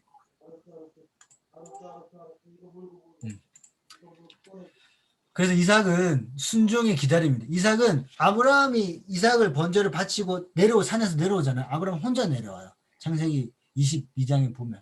네. 이삭은 그 산에서 계속 묵상하고 있었던 거죠. 그래서 이삭은 계속 믿음의 여인을 만나기까지 계속 기다립니다. 이삭이 리브가를 인도하여 그의 어머니 사라의 장막으로 드리고 결혼하고 나서 어머니를 장례한 이후에 위로를 얻었더라. 이삭은 기다림의 사람입니다. 순종한 이삭에게 하나님의 축복이 무한히 쏟아집니다. 창세기 26장은 이삭을 통해 하나님의 축복이 무엇인지 보여주는 거죠. 놀라운 축복들이 부어집니다. 이전에 저희가 지리할 때 이삭의 축복 우물들 잠깐 설명했을 거예요. 이삭이 브에세바라는 땅에 거합니다. 이때 이 땅은 좀 가뭄 땅이에요. 여기 보시면 여러분 이스라엘 지도 봤었을 때 브에세바는 건조한 지역입니다. 건조한 지역. 동쪽으로 건조한 동풍이 불어온다고 얘기했었죠. 이 비옥한 지대가 아니에요. 브에세바는 마른 땅입니다. 네. 동풍이 이렇게 불어와가지고 밑에가 사막 지형이에요. 사막인데 사막에 당연히 비 안 오면 엄청난 이렇게 일이 일어나는 거죠. 이삭도 블레셋으로 갈까 그럴까 했는데 하나님 또 이삭에게도 26장에 이제 이삭도 아버지 이어가지고 죽음의 두려움이 있었어요. 이삭에게도 똑같이 죽음의 두려움이 있어요. 자기는 지금 아버지한테 죽임 당할 경험도 있고. 그래서 이삭도 똑같이 아내를 누이를 속이고 이런 일들이 있습니다. 근데 하나님이 이제 이삭에게 축복해 주시는 게 어떻게 되냐면 이 그랄 땅에서 있을 때 이삭이 블레셋 사람들이 계속 이렇게 위협하고 하는데 우물을 파요. 우물을 한번 판다면 나라가 생기는 겁니다. 우물을 판다는 것은 그냥 땅을 레이드를 하는 것도 없고 꼬챙이 있고 그런 거 없어요. 그냥 파는 거야. 한번 팔 때 많은 돈과 시간이 듭니다. 깊이 팔 때까지 팠는데 우물이 안 나와요. 그럼 헛수고한 거죠. 또 딴 데 파야 되는 거죠. 근데 처음 하나 딱 팠는데 우물이 터집니다. 그 사람들이 우물 달라고 합니다. 그냥 줘버려요. 또 신내라는 곳에 가가지고 팠는데 또 열려요. 또 줘버립니다. 로봇이라는 데서 팠는데 또 열리는 거죠. 이 멀리 떨어진 지역도 아닌데 파는 데마다 열리니까 블레셋 사람들이 이거는 그냥 일어나는 일이 아니다. 이 이삭이라는 사람 뒤에는 정말 놀라운 큰 신이 있다라고 고백할 수밖에 없게 되는 일들이 일어나게 됩니다. 그래서 하나님이 또 이삭에게 이렇게 아브라함에게 했던 약속이 이삭이 이어집니다. 두려워 말한 내 종 아브라함 위하여 내가 너와 함께 있어 내게 복을 주어 내 자손을 번성하게 하리라. 여러분 성경을 보실 때 하나님 말씀하셨다면 그 사람은 이 상태라 그랬잖아요. 네. 이삭의 상태는 어떤 상태요? 이삭도 두려워하는 상태. 그리고 하나님은 과연 아버지 하나님처럼 나와 함께 하실까? 라는 걱정이 있었죠. 하나님이 아브라함을 위하여 내가 너와 함께 있을 것이다. 나한테는 복을 주어리고 내가 너에게 복을 부어줄 것이다. 이삭에게 똑같이 약속을 하십니다. 이삭도 그래서 믿음의 4명의 족장이 됩니다. 이렇게 넘어갈게요. 하나님께서 항상 이삭과 함께 하셨다라는 거죠. 네. 그래서 여기서 중요한 거는 이게 있습니다. 이삭의 아들이 누가 있죠? 이삭의 아들 누굴까요? 에서와 야곱. 그렇죠. 에서와 야곱. 예, 이거는 뭐 상품 주는 퀴즈는 아니었습니다. 에서와 야곱. 자, 보세요, 여러분. 에서와 야곱이 어렸을 때 아버지가 우물 팔 때 걔네들이 이미 최소한 사춘기 청소년이었어요. 아버지는 우물 파면 바로 그 우물이 열리는 것을 얘네들은 경험을 했습니다. 아버지 이삭에게 부어준 하나님의 축복이 얼마나 큰 건지 이 야곱은 봤어요. 축복이 얼마나 놀랍구나. 아버지 이삭의 축복이 우리에게 주어질 텐데 나는 둘째인데 나한테는 그 축복이 안 오겠네. 거기에 대해서 엄청나게 아쉬워합니다. 이 축복을 가슴 깊이 사모했다는 거죠. 그러나 그는 둘째였다는 거죠. 형 에서가 있고 야곱이 있었던 거죠. 이 엄마 리브가는 이제 자녀를 잉태했었을 때 큰 자가 작은 자를 섬길 것이다 이런 약속을 기억하고 있었어요. 하나님의 섭리를 어느 정도 생각하고 있었어요. 근데 축복받아도 권리가 없었죠. 발꿈치 잡고. 네. 왜 내가 첫째가 아니고 둘째고 항상 축복을 사모할수록 거기에 대한 사모함과 상함이 있었던 거죠. 이래서 어떻게 되겠습니까? 내가 그 축복을 정말 갖고 싶어요. 불법을 행해서로 내 힘을 해결한다. 아니면 하나님과 도움을 구하며 나간다. 뭘 해야 되죠? 2번을 해야 되죠. 방법도 하나님의 방법을 찾아야 돼요. 진짜 하나님의 계획과 섭리가 있으면 내가 인간적인 수술을 안 써도 되겠죠. 근데 야곱은 엄마 리버가도 그렇고 불법을 선택합니다. 어떤 불법을 택했냐? 첫 번째는 형 에서가 너무 배고프니까 너무 배고플 때 야곱은 요리해서 팥죽을 주면서 빨리 달라고. 난 너무 배고프다고. 대부분 남자분들이 배고프면 못 참습니다. 네. 배고프면 빨리 먹을 걸 줘가지고 자기의 그 마음을 달래줘야 되잖아요. 에서는 더 컸던 거죠. 그러면 형 그 장자권을 나에게 주고 그냥 장자권을 달라고 내가 팥죽을 주겠다고. 에서는 그래. 장자의 명분을 가볍게 하게 되는 거죠. 하나님 누구를 선택하실까? 정말 사모하는 자를 주실까? 아니면 경홀히 여긴 자를 주실까? 그러니까 에서가 이 하나님의 축복을 경홀히 여겼다라는 것들은 나중에 선지서에 보면 하나님 그것들을 크게 이제 안타까워하십니다. 하나님 축복을 가볍게 여겼는데 사회적인 자격이 있어요. 야곱은 너무 소중히 여기는 자격이 없었어요. 그런 야곱은 자신의 힘으로 그걸 하면 할수록 계속 꼬여만 갑니다. 여기 지금 이삭이 눈이 잘 안 보여요. 내 아들아 네가 누구냐 축복을 하는 거죠. 예. 양털 옷을 입고 형으로 속입니다. 근데 네가 누구냐 했었을 때 나는 아버지의 맏아들 에서로서이다. 제대로 대답 안 하고 속이는 거죠. 내 형, 자기 부인 자기가 진짜 자기 이름을 얘기 못하면서 축복을 위해서 속이면서 자기 마음도 상하는 거죠. 진짜 자기 신분을 못 밝히니까. 내 형이 원수가 되는 거죠. 죄 때문에 원수가 되고 형에서는 아버지가 돌아가시면 내가 내 동생을 죽여버릴 거다 얘기합니다. 죄의 문제는 죄 지은 사람이 죽어 해결되는 게 당시의 그 상황입니다.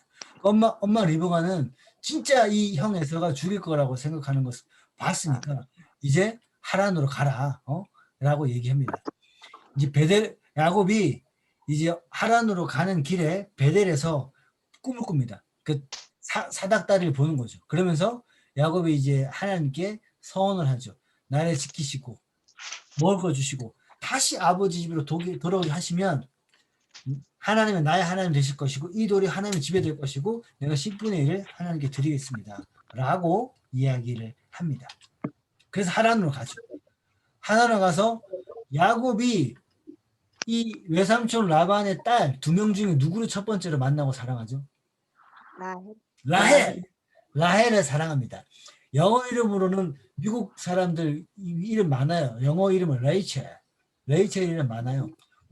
얼굴이 예쁘고 몸매가 곱고 아름답다라 성경에 나와 있습니다. 그래서 이제 레이첼의 이름을 많이 쓰고 라헬의 우물에서 처음 딱 만납니다. 그래서 딱 한 번에 사랑에 빠지고 이 여인과 결혼하기 위해서 내가 7년을 봉사하리라. 그런데 언니 레아를 먼저 또 결혼하게 되면서 14년을 봉사하리라. 여러분 나를 사랑해서 14년 동안 노예 생활을 하는 남자를 만난다면 어떨 것 같습니까? 어떨 것 같으세요? 정말 행복할 것 같으시죠? 예. 그리고 정말 사랑받으니까 여기서 나의 아버지는 나와 함께 계셨느니라 이렇게 합니다. 퀴즈입니다. 퀴즈. 여기서 잠깐 퀴즈. 라헬을 처음 만났을 때 야곱의 나이는 몇 살쯤 됐을까요? 제 마이크 여시고 좀 얘기해 주세요. 네. 40. 네? 40? 네. 아버지 이삭도 40쯤 됐으니까 40. 또 여러분 40보다는 높습니다. 여러분 지금 성경 살펴봐도 답은 안 나와요. 성경에 안 나와요. 성경에 안 나오고 제가 성경의 여러 가지 것들을 이렇게 종합적으로 보면 유추할 수 있거든요. 그냥 찍어보세요. 40보다는 높아요. 몇 살? 45. 예? 45. 45. 네. 45보다 높습니다. 80? 예? 60. 80? 오, 80 그냥 찍으신 거예요? 네. 아, 그냥 찍었죠. 예. 네. 자, 여러분 72세에서 76세 사이입니다. 왜 그렇게 되냐? 그걸 근거하는 근거들이 여기 쫙 있어요. 41부터 10까지 있어요. 그 근거가 쫙 나와요. 제가 이 PPT 드릴게요. 보시면 돼요. 40세 만나고 쭉 해서 이거를 계산하면 연대별로 넣으면 이렇게 됩니다. 야곱이 밧다람에 도착했을 때 요셉의 나이가 이렇게 되고 거꾸로 하면 72세에서 76세입니다. 네. 여러분 70세 됐는데 라헬을 만나가지고 20년 동안 종사를 해요. 여러분 70이 인생 시작입니다. 예? 자녀 12명 낳을 수 있고 쫙. 예. 지금 여러분 중에서 나는 이미 지금 세월 다 지나갔다 생각하시는 분들은 아직 70 안 되셨잖아요. 여기 지금 보니 네. 70 되신 분 없어요. 네. 네. 야곱 처음 라헬 만났을 때보다 다 더 젊으시니까 아직 얼마든지 시작할 수 있습니다. 이걸 잘못 적용하셔서 그럼 나도 다시 결혼할 수 있네라고 적용하지 마시고 네. 그렇게 하지 마시고 얼마든지 부르심을 다시 시작할 수 있다. 얼마든지 하나님은 이렇게 나를 통해서 새 일들을 행하실 수 있다. 라고 적용하시면 좋을 것 같습니다. 네. 그렇게 됐다는 거죠. 자, 라헬에 위하여 라반 외삼촌 야곱이 형을 속이고 이렇게 여기까지 왔는데 더한 사람을 만나죠. 더 속이는 자, 더 욕심으로 취하는 자를 만납니다. 외삼촌 라반을 만난 거죠. 오직 내 이익을 위하여서 이렇게 14년을 봉사하면서 보세요. 레아 첫 번째 그 딸 레아를 통해서 처음에 르시레유 그러니까 루벤 시몬 레위 유다 첫 번째 아들을 4명을 연속을 하는 레아에게 먼저 주십니다. 그 다음에 라헬이 여종을 줘서 안 되겠다. 단 납달리를 낳습니다. 5번째, 6번째를. 그리고 레아도 자신의 여종을 주어가지고 실바를 통해서 갓과 아셀을 낳습니다. 8명이 태어난 거죠. 그리고 나서 하나님이 다시 또 레아를 축복하셔서 이사갈과 스불론을 낳습니다. 그래서 마지막에 이제 거의 이제 하나님이 라헬을 통해서 요셉을 주시고 이제 베냐민 베냐민을 낳습니다. 이제 어쨌든 이렇게 야곱이 보니 안생이 좋지 않고 내가 떠나갈 때가 되었구나라고 해서 야곱이 기도하시면서 나를 지키시고 먹을 옷과 입을 주시면 이제 떠나게 돌아오게 하실 것입니다. 돌아오게 하시면 자기 땅으로 이제 돌아가는 거죠. 근데 돌아가면 20년이 지났어요. 72세에서 20년이 지났으면 90세 됐잖아요. 자녀 아내 2명, 20년 동안 아내 2명, 자녀는 13명, 딸 디나까지요. 자녀가 13명입니다. 부인 4명, 자녀 13명. 집안이 뭐 좀 힘들긴 했겠죠. 근데 돌아가면 형이 죽는다. 엄청난 재산이 있지만 이 위협이 있는 거죠. 왜냐면 죄가 해결되지 않았기 때문에. 그리고 집 근처에 가는데 형 에서가 군사 400명을 데리고 오고 있다. 이거 분명히 죽일 마음을 가지고 오고 있는 거거든요. 근데 이때는 물러설 수가 없어요. 자녀들과 다 먼저 다른 데로 피신시킵니다. 자신이 모든 방법으로 이미 재물을 앞서고 가는데 죄의 문제는 죄 지은 사람이 죽어야 됩니다. 아까 나왔어요. 야곱이 이제 야복강에서 31장에 32장에 하나님 만납니다. 하나님 천사가 씨름하는 거죠. 하나님은 나를 살릴 수 있습니다. 근데 이제 하나님이 이렇게 하는데 야곱이 끝까지 붙잡았던 건 뭐냐면 축복. 야곱은 아버지의 축복을 받으려고 이 일들이 펼쳐진 거잖아요. 나를 축복하지 않으면 갈 수 없습니다. 끝까지 포기하지 않는 거죠. 그래서 천사가 이제 환도뼈를 꼬리를 치고 나서 축복하고 가는 거죠. 이름을 이제 천사가 이제 마지막에 묻습니다. 네 이름이 무엇이냐. 이때랑 오버랩되는 장면은 생각나는 장면은 아버지 이삭이 눈이 어두워서 축복할 때 이 야곱에게 네 이름이 무엇이냐 물었을 때 장면이 딱 같이 보이는 거죠. 이때 첫 번째는 에사라고 소개를 이때는 얘는 야곱이니이다. 자기 이름을 당당하게 이야기를 합니다. 그랬을 때 이 하나님은 네 이름은 다시는 야곱이라 부를 것이 아니라 이스라엘이라 부를 것이다. 이스라엘. 그래서 이스라엘 12지파의 그 시초가 이제 야곱이 된다는 거죠. 하나님과 격을 이뤘습니다. 그러니까 원래 약속의 그 아들이 아니었지만 그것을 사모함으로써 그 고난의 세월을 통과하고 끝까지 하나님의 약속을 붙들은 이 야곱이 이스라엘 12지파의 아버지, 야곱이 이스라엘이 됩니다. 그래서 이렇게 하고 조영수함 받고. 그러니까 야곱은 어쨌든 이게 에서와 만나서 화해를 합니다. 그리고 나서 마지막에 죽기 전에 12아들을 다 축복해요. 그러니까 창세기 뒷부분에 50장 이렇게 보면 창세기 49장 보시면 아버지 야곱이 12아들을 다 축복해요. 근데 축복한 대로 됩니다. 돌아가시기 직전에 영안이 흐려지지 않고 선지자처럼 믿음으로 축복하는 거죠. 그 다음에 요셉입니다. 이 주일을 했던 밤보다 지금 진도는 아주 잘 나가고 있어요. 지금 PPT 아주 다 착실하게 잘 될 것 같습니다. 여러분 요셉이 구원을 위한 고난이라고 봅니다. 요셉이 고난당한 이유는 뭘까? 요셉이 형들이 아버지가 죽으면 다시 자기 자신들을 이렇게 원수를 갚을까 두려워할 때 이렇게 얘기합니다. 형들 두려워하지 마소서. 내가 하나님을 대신하리까. 당신들은 나를 몇십 년 전에 해하려고 했지만 하나님은 그것을 선으로 바꿔서 많은 생명을 구원하게 하시려고 나를 먼저 보내신 것입니다. 요셉이 그렇게 얘기를 하는 거죠. 왜냐하면 이 야곱의 12아들의 이 아들에게는 죄가 있었습니다. 악한 것들이 있던 거죠. 요셉은 예수님을 예표하는 인물입니다.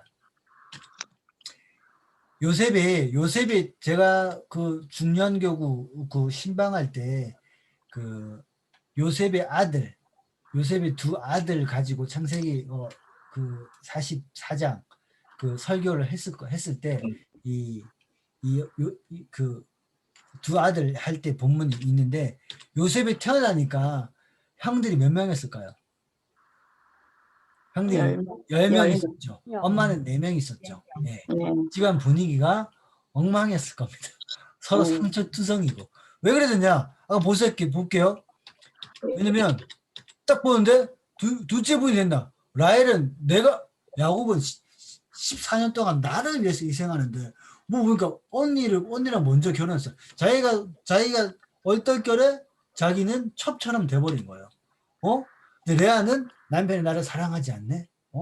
레아는 야곱을 사랑을 얻기 위해서 계속 그 뭐랄까 마음 속 아리를 하면서 계속 하나님께 기도를 했었을 거예요. 근데 하나님은 여러분 이 상황을 보시면 하나님은 레아랑 라헬 중에 누구 편을 더 들어주셨냐라고 보시면 레아는 아들 처음 주십니다. 보라 아들이라 들으심, 연합함, 찬송함.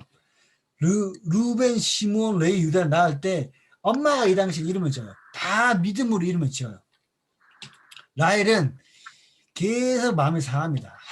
네네. 비라를 통해서 자녀를 낳는데 단 자녀 이름을 짓는데 억울함이라고 짓습니다. 라헬은 믿음으로 반응하지 못하는 행동들이 좀 많아요. 네. 앞다리 이름을 낳았는데 경쟁함, 라헬의 믿음이 나타나는 거죠. 그리고 레아는 이제 그러니까 종을 통해서 자녀를 낳으니까 레아도 자기 종을 통해서 아들을 낳습니다. 이름 또 믿음의 이름을 지어요. 복됨, 기쁨, 네.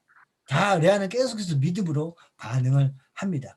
그리고 또 하나님이 레아에게 또 주세요. 거함 얘기합니다. 여러분 하나님은 길게 보면 레아 편을 들으십니다. 레아는 믿음의 여인을 보시고 아까 아브라함의 막벨라골 있잖아요. 막벨라골. 막벨라골에 아브라함과 사레가 묻히고 야곱과 레아가 막벨라골에 묻힙니다. 라헬은 막벨라골에 못 묻혀요. 길에 묻힙니다. 그냥 어딘지 몰라요. 그러니까 성경에서 제가 청년들 성경 공부할 때 야 지금 이런 상황인데 너는 레아를 달라고 하니까 기도할 거야? 라헬을 달라고 기도할 거야? 믿음의 여인을 구할 거야? 어떨 거야? 라는 청년들은 그래도 라헬이요. 이렇게 얘기합니다. 얼굴이 예쁘고 몸매가 곱더라. 청년들은 내가 지금 성경을 보고 괜히 했냐? 라고 얘기를 하는데 남자 청년들은 그래도 라헬이야. 막 이러더라고요. 여러분 하나님은 우리가 볼 때는 라헬과 레아 어떻게 우리가 나름대로 묵상할 수 있지만 하나님은 믿음의 여인을 편을 드시는 거죠. 여러분 아들이 있는 분들은 레아 믿음의 여인을 여러분께 기도하시면 좋겠고 여기서 곧 결혼할 자녀들이 있는 분들은 없네요. 다 결혼했고 하준이는 아직 결혼할 때가 안 됐죠. 자, 요셉 배는 이렇게 납니다. 야곱의 집은 상처로 물드는 거죠. 상처가 엄청났어요. 어느 정도냐? 형제를 죽일 정도로. 보세요.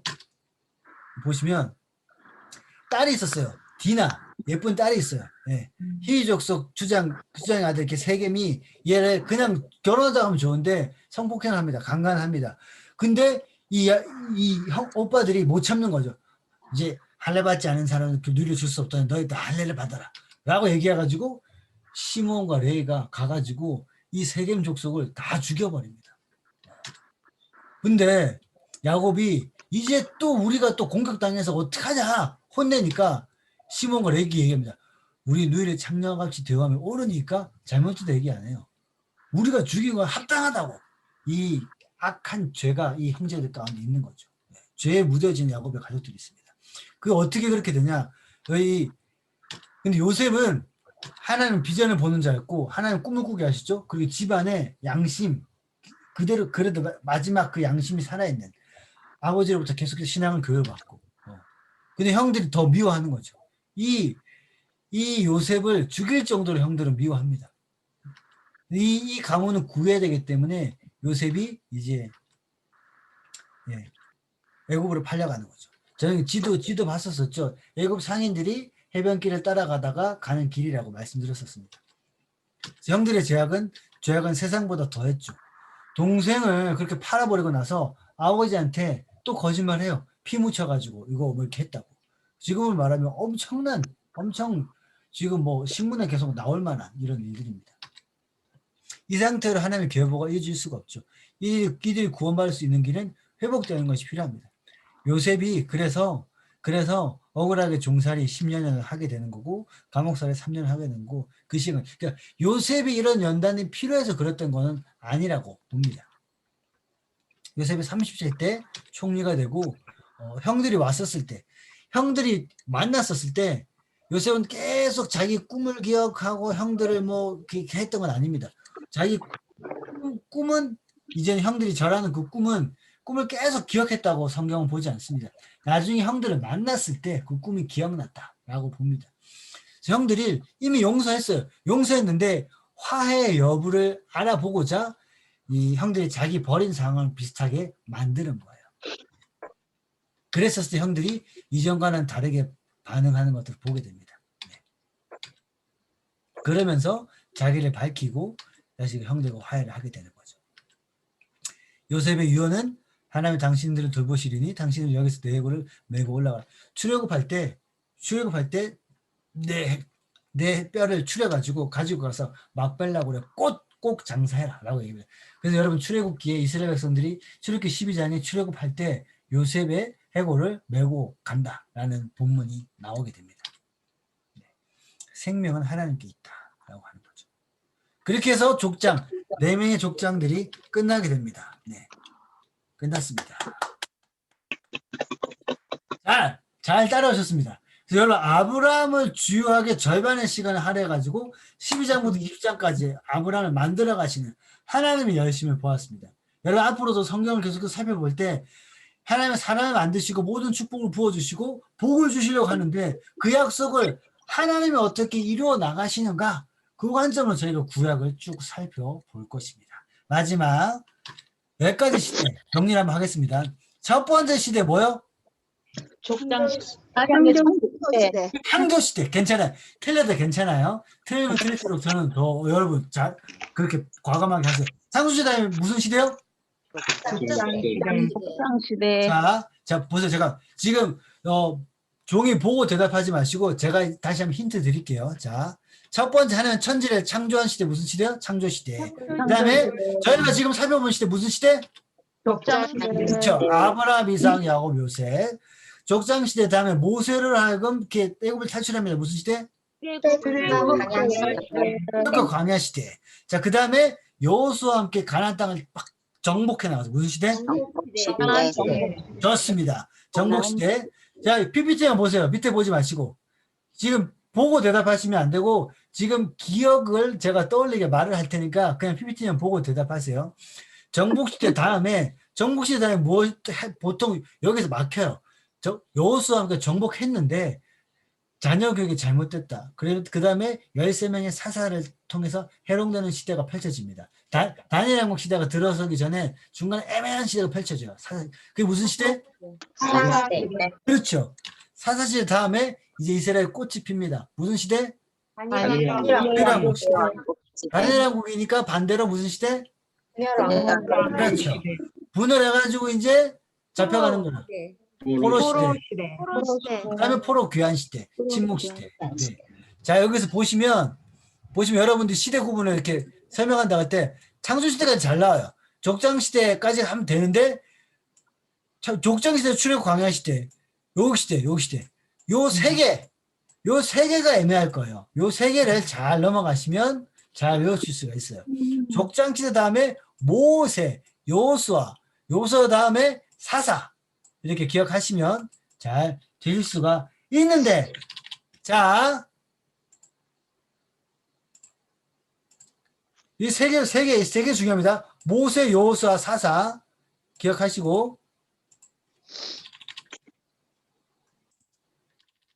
다시 한번 가볼게요. 자, 첫 번째 시대 창조 시대. 그다음에 무슨 시대요?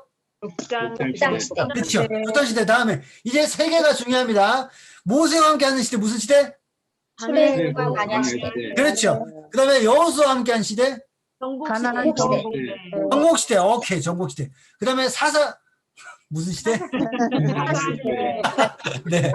자, 보세요. 다시 보세요. 이 세 개. 족장시대 다음에 출애굽과 광야시대. 그 다음에 정복합니다. 네. 그 다음에 사사시대. 여기까지 다 했어요. 자, 그 다음에 무슨 시대요? 그 다음에 무슨 시대? 아, 좋습니다. 그 다음에 그렇죠. 그 다음에 포로 귀환 시대, 침묵 시대. 잘하셨어요. 잘하셨습니다. 네. 공유를 중지를 하고 되셨어요. 잘하셨습니다.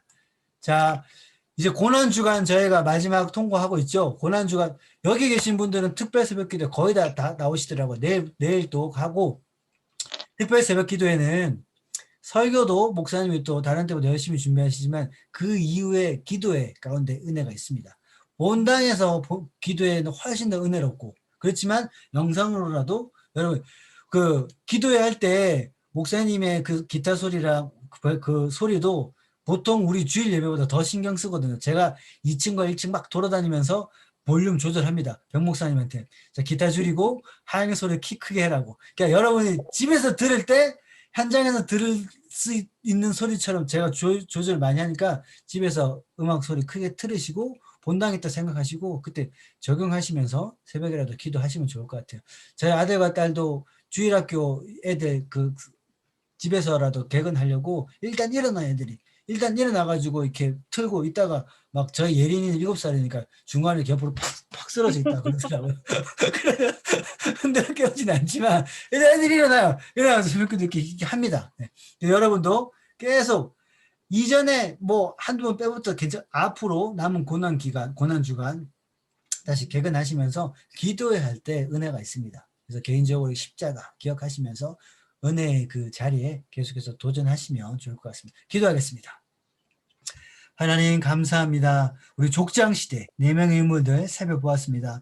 이 족장들을 이끌어 가시는 그 하나님, 이 족장들이 어떻게 함께 하셨는지 우리가 기억하면서 하나님 아브라함에게 이렇게 함께 하셨다 하나님 저에게도 이렇게 위로해 주시고 이렇게 보여주시옵소서 라고 우리가 적용하면서 그 하나님과 동행할 수 있도록 인도하여 주시옵소서. 감사를 드립니다. 예수님 이름으로 기도합니다. 아멘. 네. 네. 수고하셨습니다.